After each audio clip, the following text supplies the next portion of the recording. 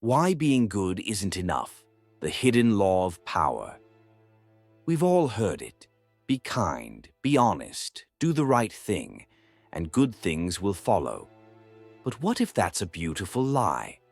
What if doing the right thing, without understanding how the world actually works, sets you up to fail? Look closely, and you'll see a pattern.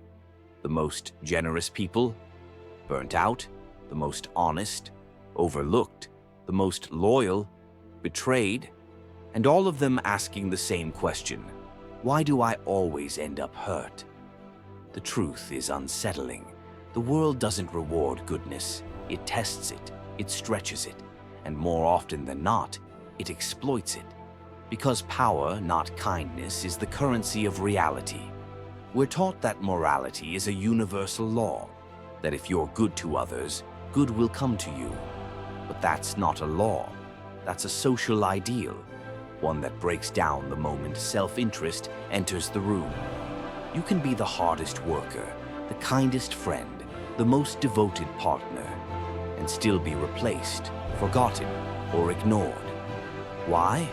Because without strategy, goodness is fragile, and fragile things don't survive in a world built on competition, ambition, and perception. This doesn't mean you should stop being good, but it does mean that being good isn't enough. Philosophers like Nietzsche, realists like Machiavelli, they weren't trying to turn people into villains. They were trying to wake us up. They understood something most people miss.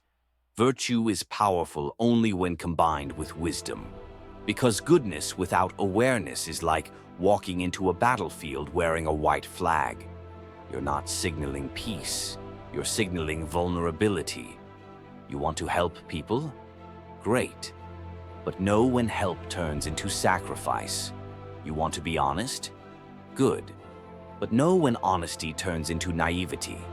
You want to love freely? But recognize when love is being drained instead of shared.